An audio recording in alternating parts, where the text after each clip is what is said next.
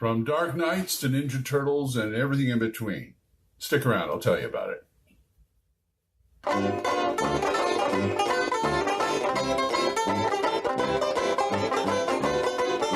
Hiya folks, Homemade Grognard here, and have I got a game for you. This is a lot of fun. Today I'm going to review Survive This, Vigilante City. This is by Bloat Games, and it comes in 2 books. It comes in the core rule book and the Villain's Guide. That's what it looks like right there. These are beautiful books. They really are. And they're done by Eric Bloat of Bloat Games, and as they say on Rocky and Bullwinkle, and a host of others. In fact, let's see what their host of others are. It is Eric Bloat, Alan Barr, Brandon Ayton, Jason Shane, Jody Brandt, Matt McLeod, Brandish Gillum, James M. Spahn, Jeff Cape, Josh Palmer, and of course, Josh Palmer. The cover and interior art is by Brandish Gillum for Runehammer Games. I love this art. I wish I could draw like this. Really simple, but evocative and vibrant. I love it. So, we have this game, so let's take a look at it, okay? Okay, here's the books. As you can see, these are digest size for comparison. Here's my Mutant Future book, which is a normal size book. So these are digest size. Fortunately, you can still read them. This is the core rule book, and this is the Villain's Guide. Now, if you got the fancy schmancy box set, this would be, I guess, the GM's Guide and the Player's Guide, or Player's Guide and GM's Guide, actually, because this has got all supplementary material and everything like that. And it's a beautiful book. It's got a lot of tables in it. And it's got, let's see, let's go back here. You've got regular humans who do highly trained humans, I should say, who do hero work. And doggone if I can't find, there we go. Here's one, a Dark Avenger. These all have normal stats and things like that, very high stats, but they also have normal stats. But then you have the metas back here. And as you can see, it's mostly one column. And you have a lot of things here. Now, if you're going, oh, where's the superpowers? Well, Bunky, they are in the mutant section for most of them. Here's a mystic. This is your average magic user, things like that. And that would be of your supers. They also include the Iron Man types in there. And there is Powered Armor Pilot. And it's a really nice book. Over here, the Villain's Guide it talks about Vigilante City, which is, actually the name is Victory City, but everybody calls it Vigilante City. They have the short areas where it is, and how to make your own section of the city, your own territory, your own block. And they also have a ton of villains, and a couple of sample scenarios that you can use. One is written by James Spahn, and they're very good intro ventures. And as you notice, I can even read these without my glasses, which is nice. Everybody's statted, and it's just a lot of stuff. So you get a good deal of stuff for what you pay for. So there's Vigilante City and the Villain's Guide. So check it out. Back to you, Glenn. Okay, it was a little dark in here, so I bumped up the light a bit, at least on my face and such. Like I said, we were talking about these 2 books. This is very interesting. This is part of the Survive This series by Bloat Games. It started with zombies, and then they did basically something, Demons and Demogorgons. It's kind of a kids on bikes thing. And now they're doing Vigilante City. And I was a schmuck, and I was an idiot, and did not get in on the Kickstarter of this because I thought it was just zombies with superheroes, just zombie superheroes, zombie kids. I'm not into zombies. So I read a few reviews afterwards. I'm going, wait a minute, I should be looking at this. And Eric Bloat was nice enough to send me review copies. And this one is, let's see, what is it? It's 291 pages. This one's 291. This is 300 pages. This gives you everything you need to play right here. core books shows you how to make a vigilante. They divide it into humans and mega-humans. Humans are highly skilled, highly trained types. The street-level superheroes, think Daredevil, think Batman, think Ninja Turtles, you know. Okay. Any of the street levels, well, Spider-Man falls under the humans, mega-humans, but he's a street-level super, I guess. And what do we have here? You have the 6 stats, as usual, plus one called survival. And you roll just like a regular stat, and those are your survival points. You can spend a survival point to re-roll a roll.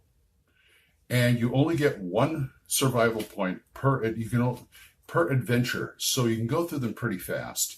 It's one of those things where you probably use them up as soon as you get them type thing. You can save them. I mean, if you roll at 18, you get 18 survival points. Make them last, you know.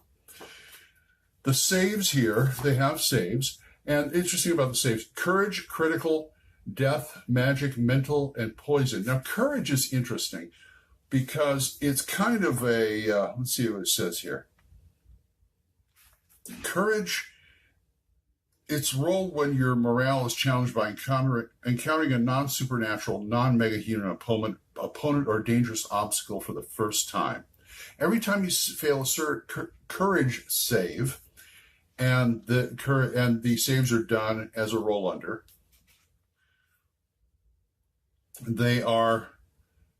you have a cumulative +1 to make it next time. But failed courage or terror saves require rolls in the failed courage/terror effect chart, which is on the next page right here.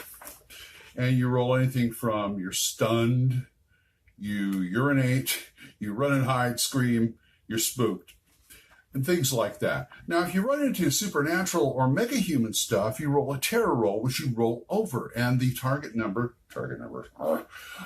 of the terror roll is the target number that the creature would have. The like NPCs and villains and things, they'll have a terror stat, and you roll that. So that's very interesting. Now it says, see, in the beginning of the book, here's one of the problems. I have very few problems with this game, and whatever problem I had was cleared up by Eric. I contacted Eric and talked to him about it. And this little blurb right here, this vigilante creation, it says attributes, hit points, saving throws, alignment, description. This is how you're supposed to do it.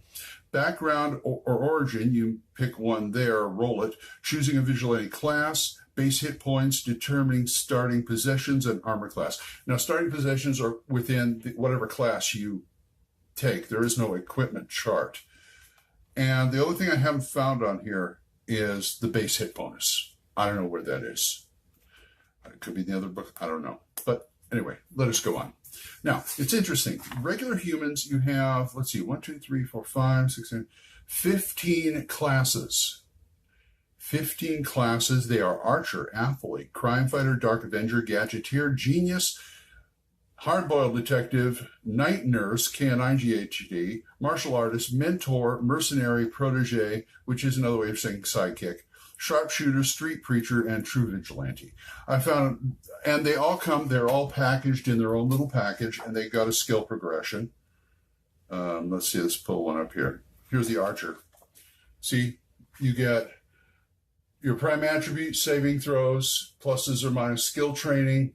These are things you train because there are skills near in the back. Class bonus, starting gear, and you have a 10 level. This game caps at 10, so you have a 10 level progression. It tells you what you get after each level. That's how you do those. Now, mega-humans are a little different. Mega-humans don't come with that progression. Most of them don't. Some of them don't. I should say some, because I found some that did. But the ones that don't, what you have is you go into the skills section, and then there are what they call, you have all the skills, but you got what we call skill packs, which you lay over them, and that's the skill progression for your character. So let's dive into the mega-humans for a minute. You have Anthropomorphs, Borg, little Star Trek in there, Mutant, Mystic, Powered Armor Pilot. I like the way they put that. Scion, Super Soldier, and Super Speedster. Now, what you have here is a class, again, with a package. And each thing has its own thing, like the Borg here. You know, they've got upgrades to their equipment and whatever they do to you, enhance you, things like that. The mutant class is kind of a catch-all for, it's not just mutants, it's anything that doesn't fit in there. And I'll speak to that in a minute. And so you have those, because the mutant is where you find most of the superpowers. It's just, to me, it's just a name. I mean, it could be a mutant, it could be a guy from Krypton, it could be a guy with a green ring, or something like that. Now, Powered Armor Pilot, of course, you're going to come with the, you know, whatever the scion. It's kind of fragmented a bit, but I like it. It's a likable fragmentation. The Mystic is interesting because they talk about tattoos, that's how you cast spells. But like everything in this game, you can jerry-rig it. This is very easy to jerry-rig.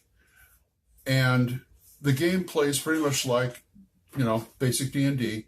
You know, you're rolling your to hit. I think you use melee, you're using your strength and dexterity for your ranged attacks, things like that. And it comes with some unique things like pushing, knockback, the usual stuff. There's something interesting in here called Outwit that is an attack. What you can do it around. My words fail me. Sorry. So it's got really a unique flavor to it. I don't mind working with it. Now Eric Bloat told me that, and in the back of the book they show you in their appendix, and their inspiration was for things like Batman the Animated Series, Teenage Mutant Ninja Turtles, X-Men the Animated Series, and Spider-Man the Animated Series. Okay, that's great. But I mean, I know I like Batman the Animated Series, one of my favorite cartoon series.